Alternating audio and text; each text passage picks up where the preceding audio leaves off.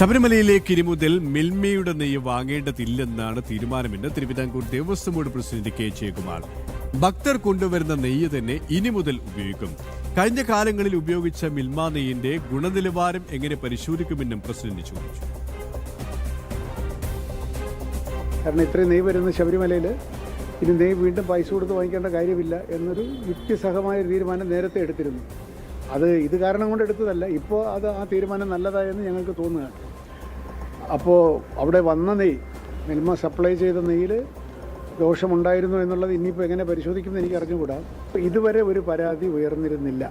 ഇനിയിപ്പോൾ ഇത് ഉപയോഗിച്ച് പോയ നെയ്യ് എങ്ങനെയാണ് കണ്ടുപിടിക്കാൻ പോകുന്നതെന്ന് എനിക്ക് അറിഞ്ഞുകൂടാ. ഏതായാലും ഞങ്ങൾ വാങ്ങുന്നില്ല. വിശദാംശങ്ങളുമായി KB ശ്യാമപ്രസാദ് ശരിയാണ്. ശ്യാമപ്രസാദ്, നിലവിലെ വിവാദങ്ങളുടെ സാഹചര്യത്തിലാണ് ഇത്തരമൊരു തീരുമാനമെടുത്തത്. ദേവസ്വം ബോർഡ് അധ്യക്ഷൻ കെ ജയകുമാർ ഇതുമായി ബന്ധപ്പെട്ട് മാധ്യമങ്ങളോട് എന്തൊക്കെ കാര്യങ്ങളാണ് വ്യക്തമാക്കിയത്?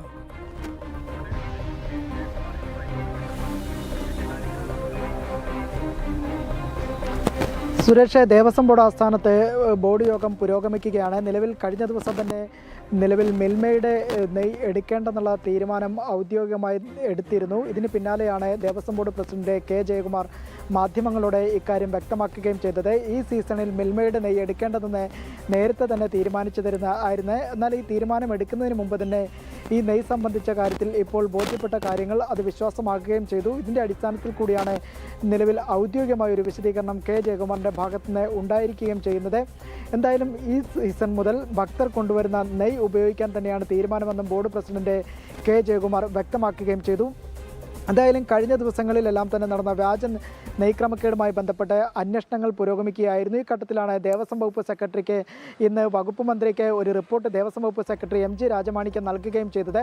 അതായത് ഉദ്യോഗസ്ഥ കരാർ ജീവനക്കാരുടെ ഒത്താശയോടുകൂടിയാണ് പമ്പയിൽ നിന്നെത്തിയ നെയ്യ് സന്നിധാനത്തേക്ക് പരിശോധനകൾ ഒന്നും തന്നെ കൂടാതെ എത്തിയതെന്നും ഒപ്പം തന്നെ ബാച്ച് നമ്പറിലും പേരിലും അടക്കം നിലവിൽ ബോട്ടിലുകളൊന്നും വ്യത്യാസമില്ലെങ്കിൽ പോലും വ്യാജ നെയ്യാണ് സന്നിധാനത്തേക്ക് പരിശോധന കൂടാതെ എത്തിയതെന്നുമാണ് നിലവിൽ ദേവസ്വം സെക്രട്ടറി MG രാജമാണിക്യം വകുപ്പ് മന്ത്രിക്ക് നൽകിയ റിപ്പോർട്ടിൽ സൂചിപ്പിക്കുകയും ചെയ്യുന്നത്. എന്തായാലും ഈ റിപ്പോർട്ടിൻ്റെ കൂടി അടിസ്ഥാനത്തിലാണ് ഈ മണിക്കൂറുകളിൽ ദേവസ്വം ബോർഡ് ആസ്ഥാനത്തെ ബോർഡ് യോഗം പുരോഗമിക്കുന്നത്. ഇക്കാര്യത്തിൽ ഉന്നതതല അന്വേഷണം വേണമോ എന്നുള്ള കാര്യത്തിൽ പ്രധാനമായും സർക്കാരിനെ സംബന്ധിച്ചുള്ള തീരുമാനങ്ങൾ എടുക്കാമെന്ന് കൂടി ബോർഡ് പ്രസിഡന്റ് വ്യക്തമാക്കിയിട്ടുണ്ട്. എന്തായാലും ഉന്നതതല അന്വേഷണം വേണമോ എന്ന കാര്യത്തിൽ ഇന്ന് ചേരുന്ന ബോർഡ് യോഗത്തിന് ശേഷമായിരിക്കും ഇക്കാര്യത്തിൽ ഔദ്യോഗികമായ ഒരു പ്രതികരണം കൂടി ഉണ്ടാകുക. സുരേഷ്, ശരി. തിരുവനന്തപുരത്ത് നിന്നും KB ശ്യാമപ്രസാദാണ് വിവരങ്ങൾ നൽകിയത്.